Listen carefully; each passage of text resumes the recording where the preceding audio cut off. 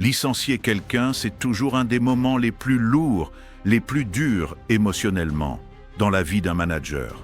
Et tu sais ce qui a changé par contre?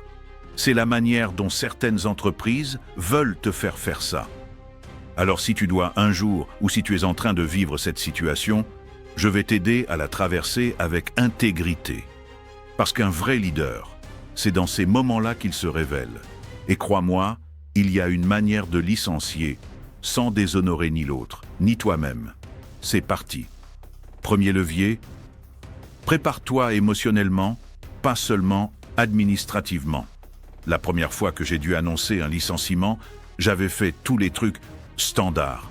J'avais préparé le mail RH, j'avais relu le contrat, j'avais noté les dates, les montants, tout. Sauf une chose, moi. J'étais pas prêt. J'avais la gorge nouée. J'ai bafouillé. J'étais mal à l'aise. Et je sentais que la personne en face de moi souffrait autant que moi. Et tu sais pourquoi? Parce qu'on ne nous prépare jamais à ça. On nous dit « voici la procédure », mais jamais « voici comment rester humain ». Alors, avant toute chose, prends le temps de clarifier ce que tu ressens. T'es peut-être en colère, triste, dégoûté, en désaccord avec la décision.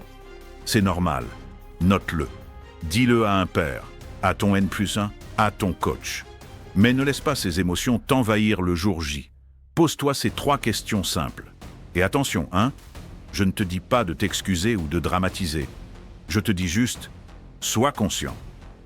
Un licenciement, c'est pas qu'une procédure. C'est une rupture humaine. Deuxième levier. Ne laisse pas l'automatisation faire le sale boulot à ta place. Tu sais ce que font certaines entreprises aujourd'hui? Elles envoient un mail? Oui, un simple mail. Merci pour vos services. Votre contrat prend fin à compter du... Et c'est tout. Comme une rupture par SMS. Pire, certaines font ça par chatbot. Alors écoute-moi bien. Ce n'est pas parce que c'est efficace que c'est acceptable. Toi, tu peux faire mieux. Tu dois faire mieux. Ce moment-là, tu ne le délègues pas.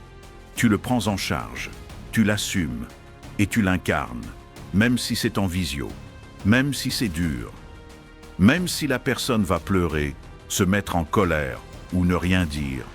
Tu restes là, présent, à l'écoute. Pas pour te justifier, pas pour vendre une histoire, juste pour être humain. Un vrai leader ne disparaît pas quand ça devient inconfortable. Il reste debout, justement à ce moment-là. Pense à t'abonner à la chaîne. Et va télécharger mon plan 30 jours pour devenir manager. C'est gratuit, c'est ultra pratique. Et c'est le 2e lien en description. 3e levier, écoute avant d'expliquer, j'ai un souvenir marquant. Un collègue que je devais licencier, très pro, très discret. J'avais préparé mon discours, structuré, calibré. Et là, il m'interrompt et dit « Je comprends, je sentais que ça venait. J'aurais juste aimé qu'on en parle plus tôt. » Cette phrase m'a marqué. Parce qu'on oublie souvent que l'autre, en face, a déjà ressenti les signaux. Il n'est pas idiot, il voit bien les changements, l'ambiance, les silences. Alors, avant même de parler, pose une question. Simple. Humaine. Est-ce que tu te doutais que cette discussion allait arriver? Ou qu'est-ce que tu ressens là tout de suite? Et tu écoutes. Tu laisses le silence exister.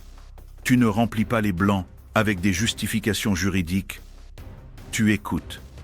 Cette écoute, elle ne changera pas la décision, mais elle changera profondément la manière dont elle est reçue. Et parfois, c'est ça qui fait toute la différence entre un traumatisme et une transition. 4e levier. Propose un vrai accompagnement. Tu sais ce que les gens retiennent d'un départ?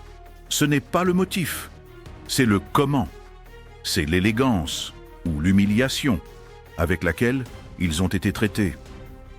Et toi, tu as le pouvoir de faire de ce moment un tremplin. J'ai vu des managers proposer un coaching de reconversion, une lettre de recommandation personnalisée ou même une mise en relation avec leur propre réseau. Et devine quoi?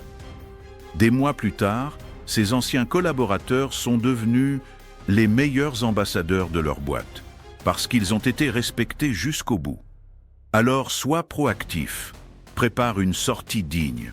Ça peut être une vraie lettre de recommandation, un contact LinkedIn personnalisé, un point avec les RH pour l'aider à rebondir, un message sincère dans l'équipe pour valoriser son travail. Ce n'est pas de la com, c'est du respect. 5e levier, garde le lien, même après. Le lien professionnel, c'est comme une corde.